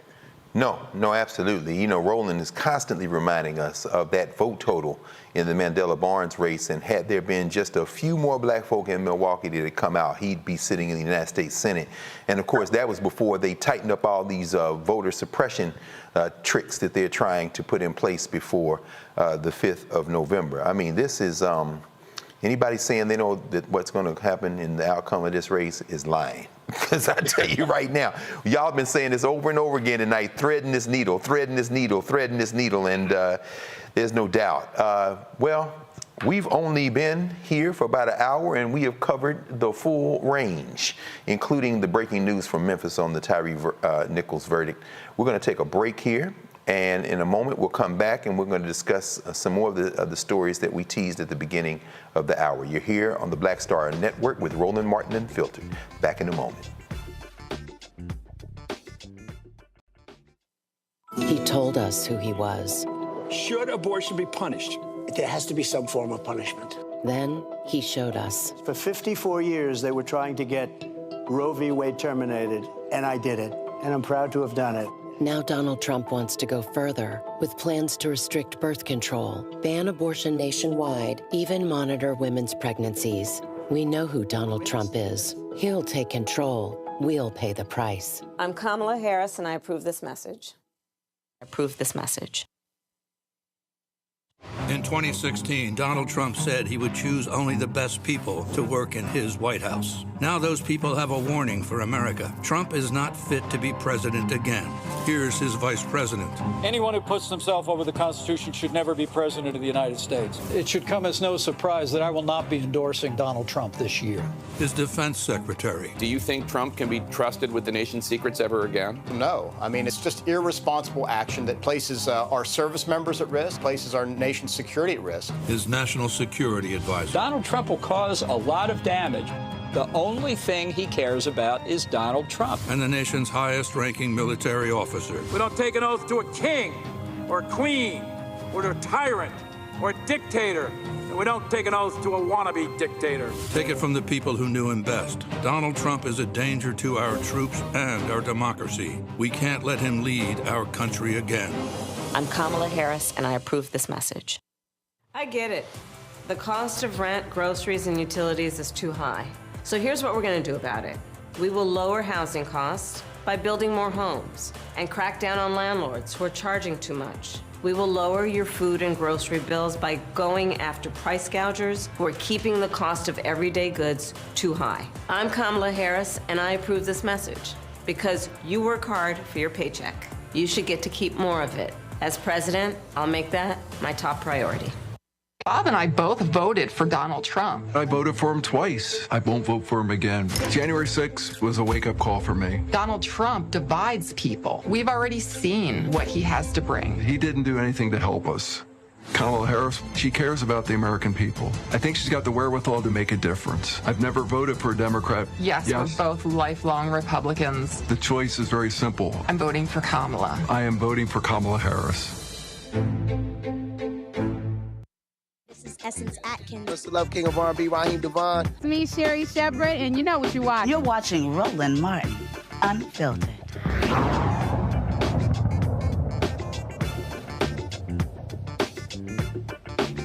Welcome back to Roland Martin Unfiltered on the Black Star Network. Make sure you support the Black Star Network. You've heard Roland say it every broadcast, and that is extremely important. And tonight is just another example of why. According to a USA Today Suffolk University WSVN TV poll, more than half of Floridians support overturning a state abortion ban. Abortion is on November's ballot and requires 60% of voters to approve a constitutional amendment. Amendment 4 would allow first and second trimester abortions or even later to protect the health of patients. Natasha Sutherland, senior advisor for Yes on 4, joins us now from the state capital, Tallahassee. Welcome, Natasha, to Roland Martin Unfiltered. Thank you so much. Absolutely, with great pleasure. And please walk us through what the situation is here with this ballot initiative, what a yes vote means, what a no vote means, and what you're hoping and even maybe expecting to happen at the ballot box in a little over a month. Absolutely. So I think you really expressed it perfectly when you said that a majority of Floridians do support reproductive rights. I mean, just like the rest of America does, right? I think it's because a lot of us understand that it's healthcare at its core. And we also believe that it's not really the role of government, it's not the role of politicians to make any healthcare decisions really for us. And that includes when it comes to abortion care. And so when we go back to, the fall of Roe about 2 years ago, when the Supreme Court basically put abortion regulation back to the states, we started this initiative to be able to stop the now very extreme ban that we are under as of May 1st. So in Florida, according to Florida law, abortions are banned after 6 weeks, which is before most women even know they're pregnant. It also doesn't have any real exceptions for things like rape, incest, or the health of the woman. And so what we're facing right now is a very dangerous ban that if we're not able to pass Amendment 4 with 60% of the vote, like you mentioned, we're probably going to be stuck with this ban for decades, right? We're talking about young women who are voting maybe now for the very first time at the age of 18 that may not see abortion rights until they're in menopause. That's what's at stake here in Florida. Oh my goodness. Thank you, Natasha. That's quite striking that you would make that crystal clear at this juncture. I want to bring the panel in immediately. Jade Mathis, Counsel, District Legal Group here in Washington. Jade, any questions for Natasha Sullivan? And yes, Natasha. So one question that I do have, because I have my own thoughts and feelings on it, but you're the expert in this area, so I like to defer to you. What does this mean for Black maternal health? Because I feel like our health is even more at danger and at risk in this case and scenario. Yes, ma'am, absolutely. And as a Black woman, I definitely want to say that this is a personal campaign for me. It is something that we have to think about from the lens of reproductive justice, right? Something that our ancestors didn't even have when they were enslaved, where Black people could not decide whether or not to have children, with whom to have children, whether they're able to have the freedom to raise their children in healthy and safe communities. And like you mentioned, Black women across the country are 3 times more likely to die of pregnancy-related complications compared to their white counterparts. And it's actually worse in Florida. Here in Florida, we are 4 times more likely to die from pregnancy-related complications. And so having an abortion ban is dangerous to women, in particular to Black women. And we've seen that recently, unfortunately, with the 2 women in Georgia, right? Amber Thurman and Candy Miller, who both tragically, mothers passed away, so leaving their children behind, because of Georgia's very similar extreme abortion ban, right? Doctors were hesitant, afraid to provide life-saving abortion care because that's what it can be. And 2 women died. And now that recent ban, the Georgia Supreme Court actually just struck it down this week. And I know that I saw that Amber's family is suing the state for that. So, you know, the stakes couldn't be higher for Black people, for Black women, families. And so we're really doing everything we can to fight back down here. Thank you for that, because I think people forget that, you know, I feel like it's a war on marginalized inner city and rural communities, right? Because as we know, you're forcing women of our community to carry this full term. However, there's a high percentage of a chance, sometimes they may have a genetic deficiency that's more prevalent in our community, right? Like sickle cell anemia or cerebral palsy, where 1 out of every 12 births will have one. So I think that's something to keep in mind too. And that kind of changes the context, in my opinion, of what that attack is going to be on. Yeah, absolutely. I mean, we just released a video of a couple that were willing to bravely share their story, Deborah and Lee Dorbert, and they talked about how they were forced, you know, Deborah was forced to carry a baby that she knew was going to die. And she gave birth to that baby, and he died in her arms 94 minutes after he was born because of this ban, right? Incredibly devastating consequences of these bans, which is exactly why we have to do something about it. We can't wait. Thank you, Jade. Kwame Jackson, political strategist out of Los Angeles. Questions for Sister Natasha? Natasha, first of all, I want to thank you for the important work that you do. We are at a fulcrum right now in terms of where this country is going to go in this important reproductive rights battle. So thank you for your work. My question is really around how we start to reframe the narrative, right? We start to reframe the narrative around reproductive rights and start to change the personalized stories that people see. People get engaged around names that they recognize, stories that they recognize, people who are close to their family, the same way that America evolved over gay rights and equality in marriage. It's the same thing for reproductive rights. As we start to use personalized stories, as we start to use personalized names, what is the power in reframing that narrative so that we can start to sway people? I know one of the things that I didn't know, just from a statistical standpoint, is that the majority of women who have had abortions are already mothers. A lot of people think it's just a teenage pregnancy issue. It's just, you know, a smaller community issue, but it's a lot of times, you know, mothers who also are already having kids, but then have made the choice for their own reproductive health that they're not going to have a kid going forward. So those types of statistics, those types of personalized stories, how do we start to use those to reframe the narrative and win the hearts and minds? You know, I think we're seeing a lot of that already. You know, recently at the DNC, you know, we had Anya Cook, who is from Florida, Black woman, Broward County, and she was so brave in sharing her story. And I think it's really talking about those stories. But I definitely want to talk about it. You know, she had a very much wanted, intended pregnancy, right? Mm-hmm. and unfortunately was dealing with a miscarriage. And doctors weren't sure how bad off she had to be, how close to death she needed to be before they were allowed to intervene to save her life and provide an abortion. And so they turned her away. She subsequently continued that miscarriage in a public bathroom, losing half of the blood in her entire body, nearly dying before anybody was able to intervene. And so I think that it is sharing these stories. But I think that the other part of the narrative that I think is really important is that the government does have a role in our lives, right? The government, sure, they should be fixing our roads. They should be keeping our communities safe. They should be helping us respond to natural disasters like the hurricane that we just had rip through this country. But when it comes to our healthcare decisions, when it comes to something as private, as complicated as pregnancy, politicians are not qualified to decide for us. We should be allowed as patients, as women, to talk with our doctors, who they're the only ones that take an oath in our best interests, to talk with our families, to really think about our own faith, because everybody's faith is different, and really make these decisions for ourselves, because the government has no place in that. Because if we start to allow that, then what else are we talking about here, right? What else is next? We're looking at things like the risk of no longer having access to things like IVF or birth control, right, to prevent pregnancies that are not intended. But it'll be really interesting to see that if these kinds of things continue, we're going to have now what?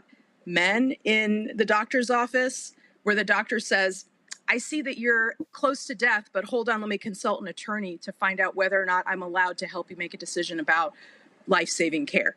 It's absurd, right?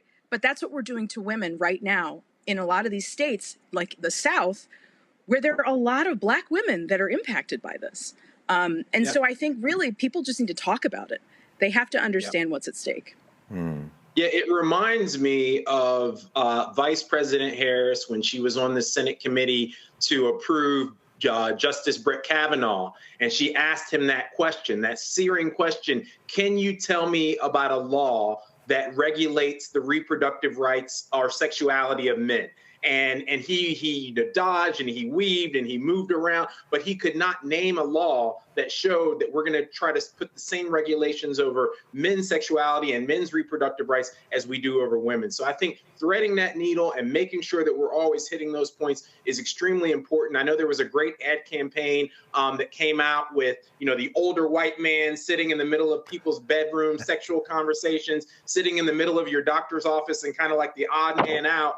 People really understanding that's what you're doing. You're placing this older white gentleman in the middle of your sexual relationship, your reproductive choices, oddly there in a way that we all know that is not their role. It is not the role of the government, and it's not the place of the government. So I think placing that from a branding standpoint, from an optics standpoint, and telling those personal narratives is how we start to change hearts and minds. Yeah. Absolutely. Thank you, Brother Kwame. Natasha, before we wrap, I want to read a quote from a pretty prominent Florida resident. At least we think she lives in Florida, not quite sure, maybe New York. But this is the direct quote. It says, quote, "It is imperative to guarantee that women have autonomy in deciding their preference for having children based on their own convictions, free from any intervention or pressure from government. Why should anyone other than the woman herself have the power to determine what she does with her own body? A woman's fundamental right of individual liberty to her own life grants her the authority to terminate her pregnancy if she wishes." That is a direct quote from a memoir that will be out next Tuesday by, Melania Trump. Okay, so what do you expect in this coming election? We see Rick Scott, of course, running for re-election, who came out against Amendment 4 and then said it should be left to the states, trying to back up. We saw Mrs. Trump's husband, I forget his name, saying at first he was for abortion and then saying he's going to vote against Amendment 4. What are you expecting to see and what are you hoping to see in terms of turnout that may come to vote for Amendment 4 and maybe while they're in the ballot box, maybe put Rick Scott out of that U.S. Senate seat? Are you expecting this to attract people to the polls who may even intervene in some of these state races? And how does this Melania Trump bombshell kind of maybe play into this, or maybe it doesn't at all. Your thoughts? Yeah, so I do want to make sure that your viewers and listeners understand that in order for us to even have qualified to be on this ballot in Florida, we had to get nearly 1 million citizens to sign a petition for us to even be at this point, right? And that is regular Florida voters across party lines, mind you, right? That's Republicans signing this, that's Democrats signing this, and it's independents signing this. So I think it's really interesting where politicians or folks that are connected to politicians have, whatever commentary they have about it, but we know where the people are with this issue. We understand what's at stake here. And we also know that we're gonna have to pass this with 60% of threshold. And so we have had a very significant ground game here in Florida ever since qualifying May 1st. We have actually done over 1.4 million voter contact attempts, 1 million of those with voters, with volunteers. And so we are knocking on doors regardless of party affiliation, regardless of language, regardless of what color folks are. And when they find out that, number one, there is an extreme abortion ban currently in law in the state of Florida, they immediately understand they have to vote yes on 4. And so hopefully while they're there, they're making other very important decisions. Yes. And not to mention, there are also folks that might be turning out for the marijuana amendment, right? So we have 2 important amendments to our Constitution that were brought on by citizens, Amendment 3 and 4, out of the 6. The other ones, the politicians put on the ballot. So I think it'll be really interesting to see the folks that are able to actually make their own decisions about these policies. I mean, this is the best example we have in Florida of direct democracy, really. Yeah, absolutely. Democracy in action. Dr. Carr. Yes, please, Kwame. Can I jump in on a closing note there? Please, with pleasure. I just want to hit our former First Lady, Melania Trump, with Bye Felicia, because Melania is, in our community, as we say, Melania is for the streets. And when I say she's for the streets, what I mean in that case is she just does whatever seems to suit her fancy, right? This is the same First Lady as a Slovenian immigrant who went on to demonize and lead the birther movement along with her husband against President Obama, and saying he is, obviously not a citizen. And here you are as an immigrant speaking on behalf of a birther movement to keep other immigrants out, to say that you are not part of our society. So Melania Trump has zero validity here. She has zero backbone in terms of her stance. I'm happy she came out with her book, but I want to just say, bye, Felicia. Melania's for the streets on this one. Brother, we would not be able to draw a breath if we didn't let you, of all people, weigh in on that. Do you understand? This is very important. When you shared that quote, I just said, I got to speak out on this one, because that woman is, woo. Look, man. That's all I'm going to say. Look, no, that's important. That the king said the arc of the universe is long, but it bends toward justice. It would have bent the other way if you didn't weigh in on this Trump family in any ways, particularly this issue. You done seen that up close and personal. So thank you for setting that record straight. The arc of justice is long, but it bends towards Slovenia, right? Slovenia, no question. Boy, we all gonna get put out here. No, listen, we are certainly in a deep debt to you, Sister Natasha Sutherland, all of us, and particularly on this issue. As Senior Advisor for Yes on 4, y'all get out, make sure you vote in the state of Florida. This is critical. Like you said, you wouldn't get all those signatures and gotten on the ballot. The majority of people there, the overwhelming majority, didn't support this. So now it's time to show up at the ballot box and seal the deal. Thank you for joining us from Tallahassee, Natasha Sutherland, tonight. Thank you so much. Yes on 4, folks. Absolutely. Yes on 4. No question. And 3, right. Hey, look, man, it's so funny you say that. Before we go to break, I remember when when Barack Obama won the election in 2008, and we were at Howard in the Student Center. And of course, all the young people are excited. Many of them the first time they got to vote. And when the ballot initiative for marijuana passed in Colorado, you couldn't hear the television, the big screen. All you saw was a marijuana leaf. And I think that cheer was actually louder than the one for when the president went over the top. But at any rate, so yeah, a lot of people come to the ballot box for a lot of reasons, but remember, yes on 4. Yes, indeed. So we'll be back in a moment here at the Black Star Network, Roland Martin Unfiltered. Back in a moment. Winners never back down from a challenge. Champions know it's anytime, any place. But losers, they whine and waffle and take their ball home. Trump now refusing to debate a second time. He did terribly in the last debate. He's so easily triggered by Kamala Harris. Well, Donald, I do hope you'll reconsider to meet me on the debate stage. If you've got something to say, say it to my face. I'm Kamala Harris, and I approve this message. There's nothing socialist about Kamala Harris. Trump says Harris is a radical. I don't buy it. Conservatives have a supermajority on the Supreme Court. With a likely Republican Senate, those checks and balances will keep our country sane. If Trump wins, he could end up with total control. I'm a conservative. I don't agree with Harris on everything, but she was a tough prosecutor and she put bad guys in prison. I voted for Donald Trump 3 times. I'm voting for Kamala Harris in November. Now, I'm voting for Kamala Harris this fall. Here's a 78-year-old billionaire who has not stopped whining about his problems. Oh, she had a big crowd. Oh, the crowd. This weird obsession with crowd sizes. It just goes on and on and on.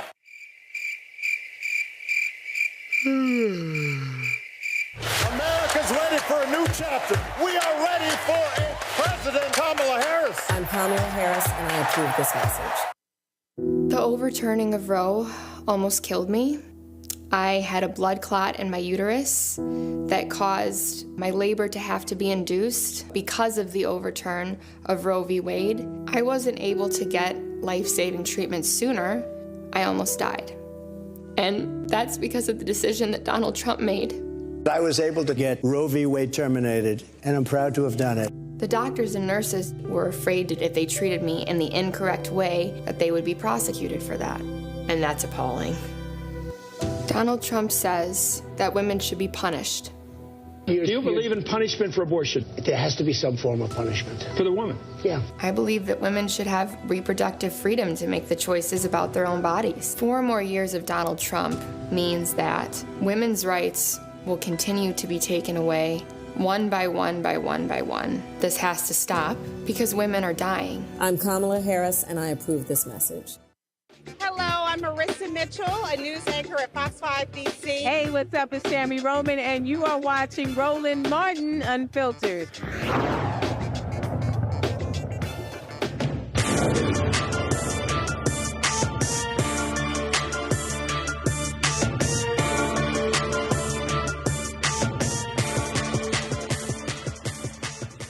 Welcome back to Roland Martin Unfiltered here on the Black Star Network.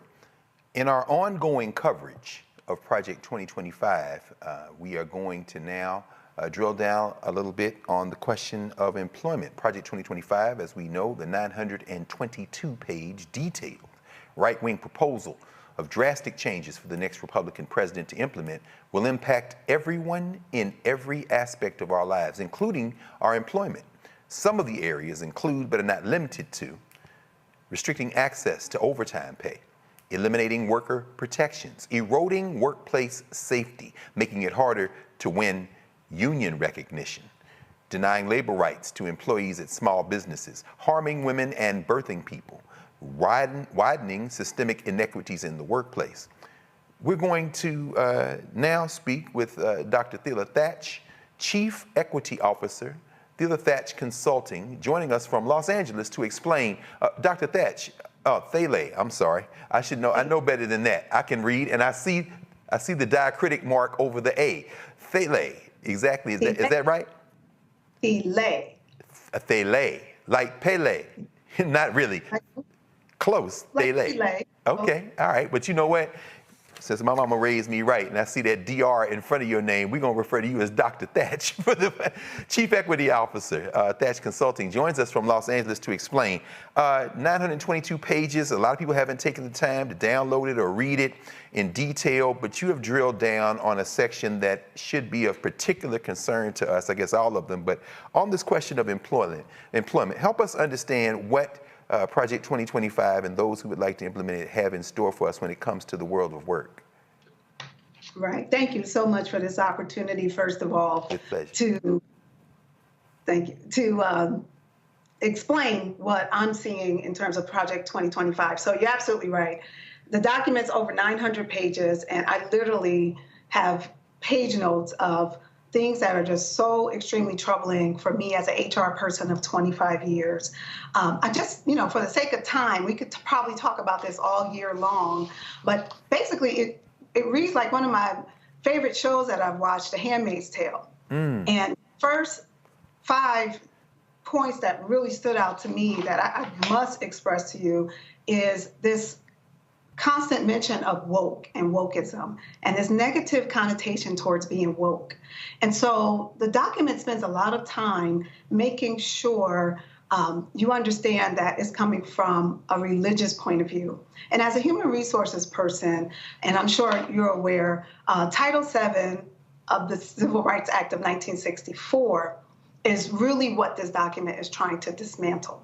So the document is trying to roll back. It clearly states that it would like to, it is recommending dismantling disparate impact. It's recommending removing all language around equity, diversity, inclusion, and anything that's race-related. So I just wanted to pause there. No, absolutely. Absolutely. Yeah. And, what's most troubling is this religious oversight that the stand that they're taking from a religious point of view. So some things in there that was just blew my mind. Now, I grew up in a Baptist church. I believe in the Sabbath, but under Project 2025, the Sabbath will be mandatory in workplaces. Wow. Exactly. So that I literally have the page numbers. It's like on page 583. So that's something that I'm just really appreciate being in front of you in this audience, because some of the feedback that I'm getting is people don't understand that Project 2025 is an actual document created by the Harris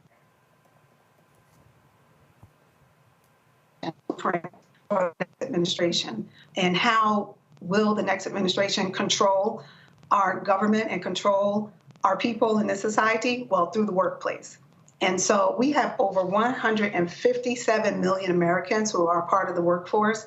And this is really the plan. It's not a new plan to be able to control how people show up and the rights that they have in the workplace. So overtime protection, workplace rollbacks. And again, I just want to make sure I emphasize this very strategic gaslighting, around being woke. So in the document, there's 35 mention to the word woke, wokeism, and wokery. And the way I read that as a professional, as a doctor, is that they want us to stay asleep. And so that's really the intent.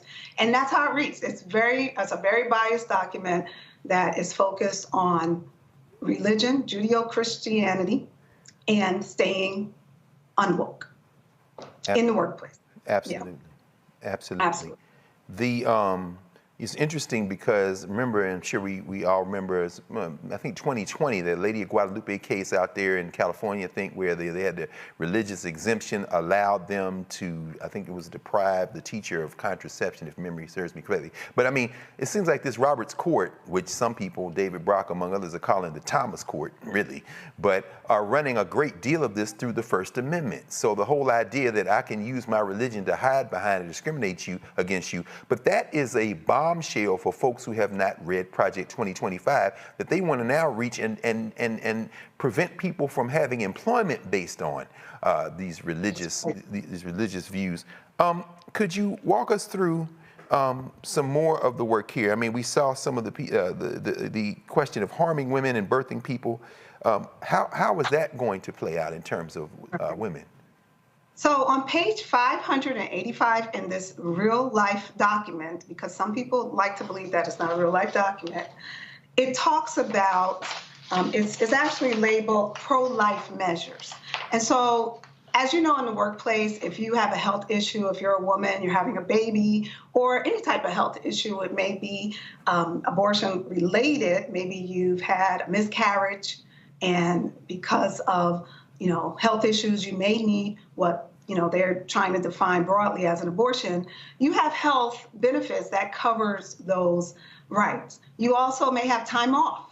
You also may have support from Family Medical Leave, the Family Medical Leave Act, where you can take 12 weeks to care for either a baby or, your spouse or partner who may have experienced some type of birth. Well, under this act, if it's in any way related to abortion, all of those rights are removed. You would not have time off.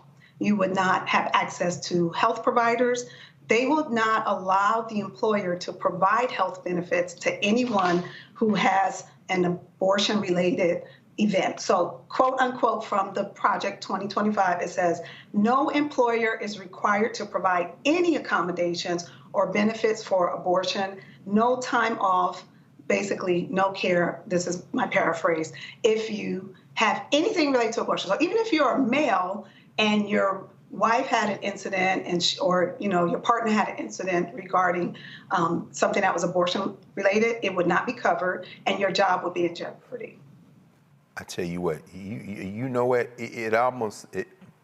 people might think, well, that's far-fetched to compare this vision to Margaret Atwood and Handmaid's Tale, but that sounds just like Gilead. I think your comparison is right. It is.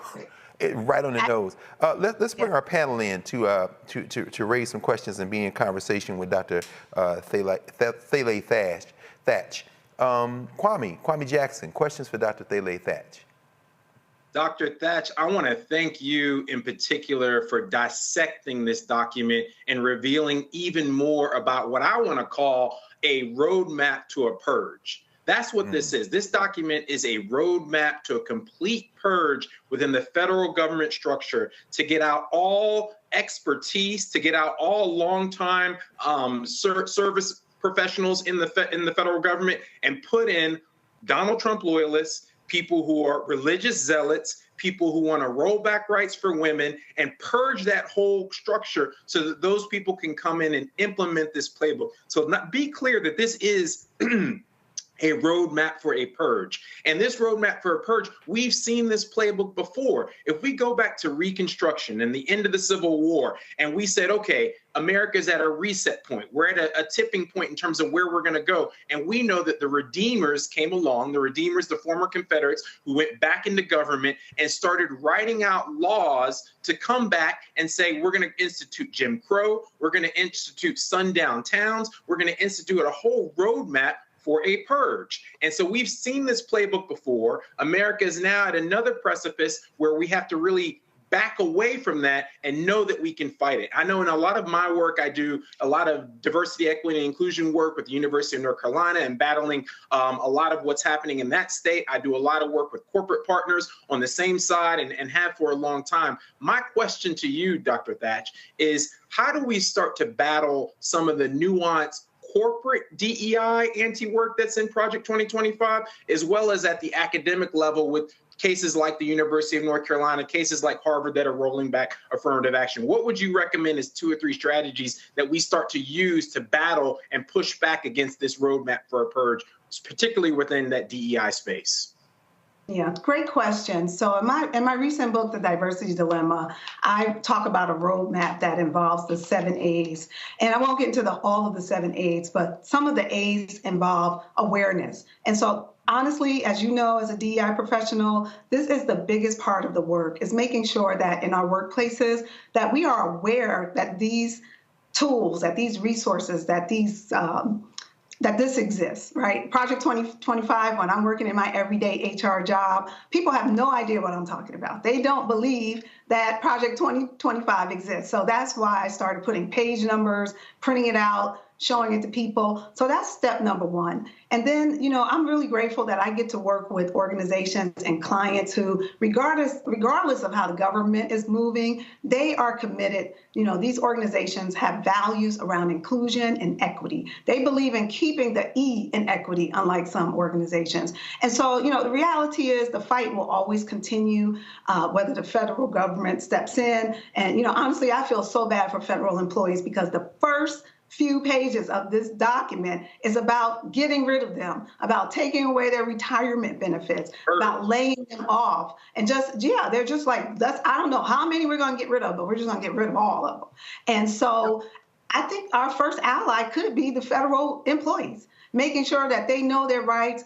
They're trying to get rid of unions. So how can we align with unions to make sure that we are all on the same page and in the same fight? But again, if you have union members who don't believe the document exists and they don't believe there's a problem, so I think our work is really awareness, education, making sure that companies are actually aligned to the work around inclusion and equity, and then it's taking action. You know, taking action like me today, being here, making sure people are aware you and this amazing platform is taking action, because we're gathering a movement.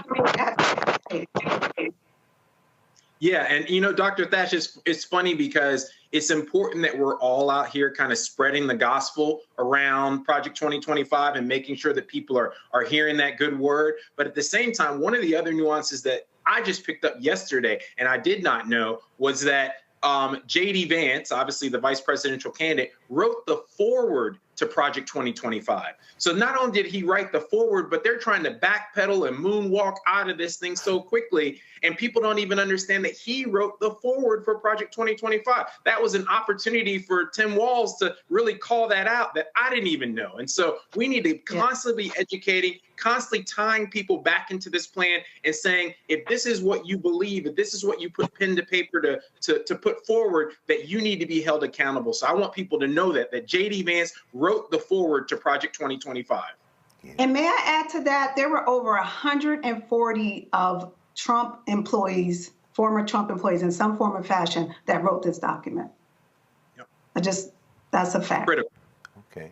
So we're going to try to squeeze in Dr. Thatch just in a quick second. Jade Mathis, anything you have to add, questions, comments for Dr. Thatch before we go to break? Question, Doctor. Good evening. So one of the things I ask is from a legal stance, right?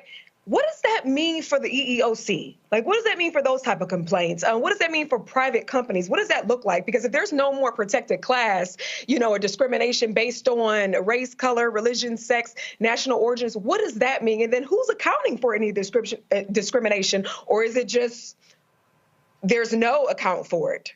Like, what does that look like long term? Are there any alternatives? Really, no. So we would be going back to the time before we were able to have civil rights. So rolling back Title VII and rolling back words like disparate impact, which is the #1 theory that allows us, the framework that allows us to have a lawsuit with the EEOC. So in the document, they are dismantling the EEOC. So the purpose is to remove the power from the EEOC and to remove those words, and I'm not an attorney for the record, to remove those legal cases that could support a racial claim. So you're absolutely right. There would not be any recourse.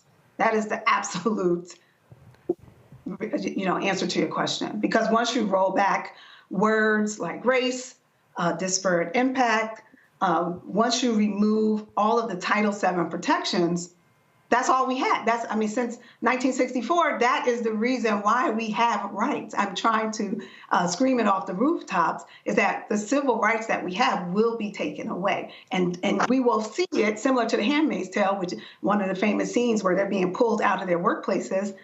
It will happen in your workplace, because that's the first place the government is able to control.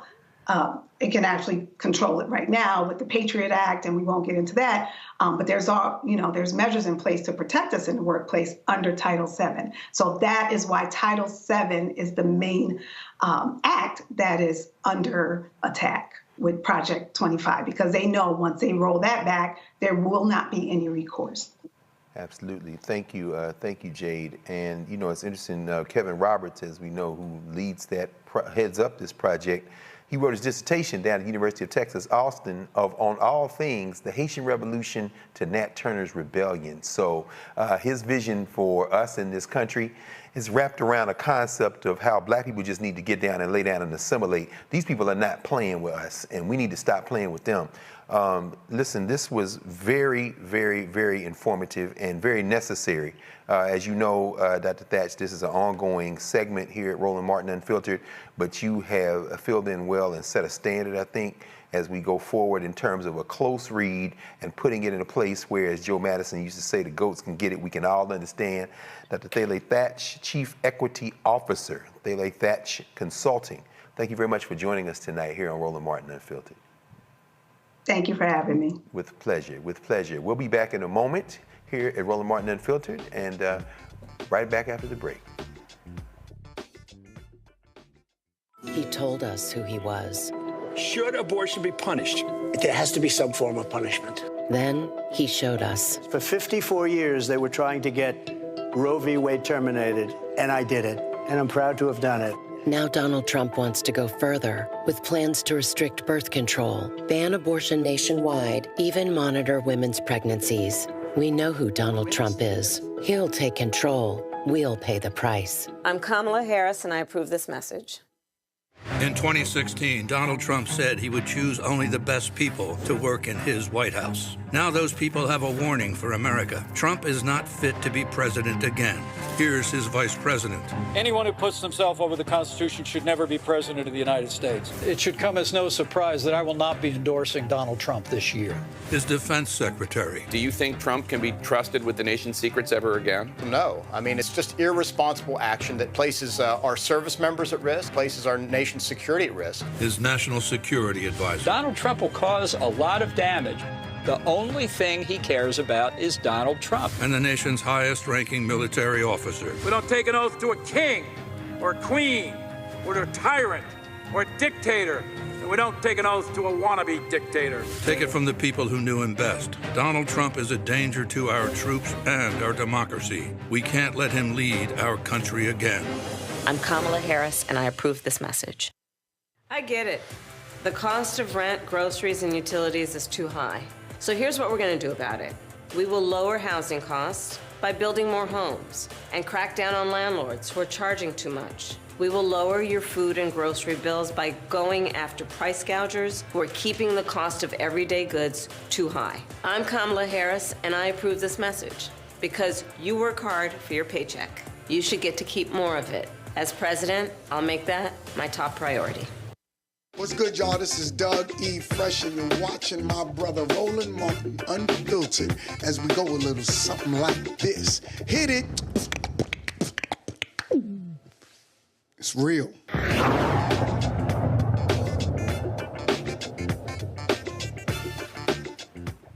Welcome back to Roland Martin Unfiltered here on the Black Star Network. Remember to support the Black Star Network. Again, one more night of reasons why. We saw this entire suite of stories today.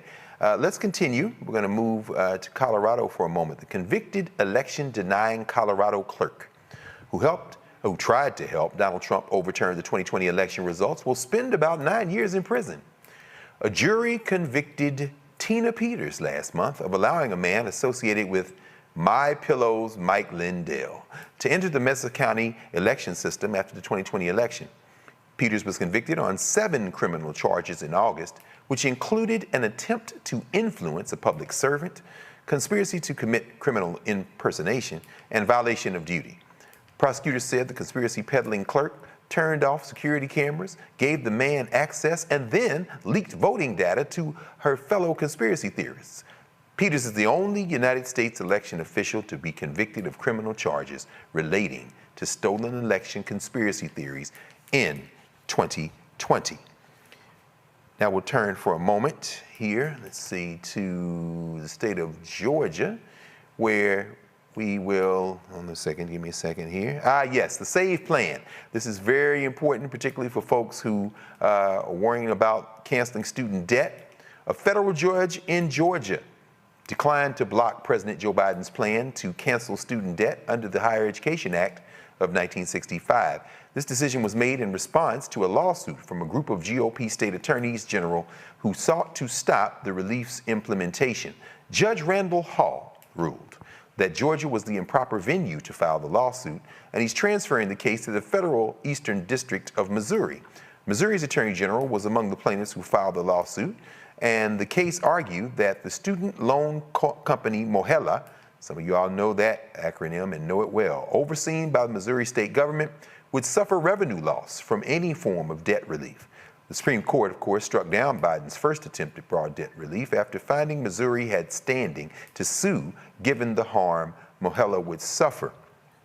So let's start with this student debt question. Well, either story, if either one of you want to comment. Jade, any comment on either one of these last two stories? I'm just thinking about all this legal trickery and chicanery and who has standing and who doesn't to try to stop people from getting their student loan relief. Well, I do want to first address the Colorado clerk because I feel like justice. We have one piece of justice that was served tonight. She's 68 years old. You know, she actually claimed that she had health issues, alleged she had health issues, and asked for probation. However, the judge in this case and the jury in this case, I think, got it right. 8.5 years, 8.5 years. However, one thing I would say is that I love me a good judge who is slick on the tongue, was educated and slick. Let me tell you some of the things the judge said to her during sentencing. He said, "You are as defiant as any defendant this court has ever seen. You're no hero. You are a charlatan." He also said during the sentencing, They also said during the sentencing that he believed that she was not charged and convicted of this. Given the opportunity, she would do it again. And I think that is the true definition of justice. The judge did their job, the jury did their job, and I'm very impressed with it. I think that was the correct decision to make. And 8.5 years is a generous amount of time that you're serving, particularly if you're 68 years old. Lord have mercy. She in jail. Kwame, any thoughts, brother?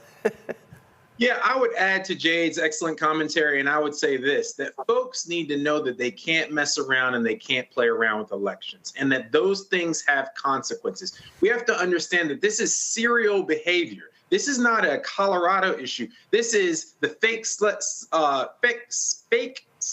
of electors, the fake slate of electors in Michigan, the fake slate of electors in Georgia, the fake slate of electors in Arizona. This is serial behavior that happened state by state that was orchestrated through all the chicanery and kind of backroom deals in the Republican MAGA side of the party. So we have to understand in order to stop that serial behavior, there have to be consequences. So folks need to understand they cannot mess around, and that this was a great way to attack that MAGA agenda to subvert our election process.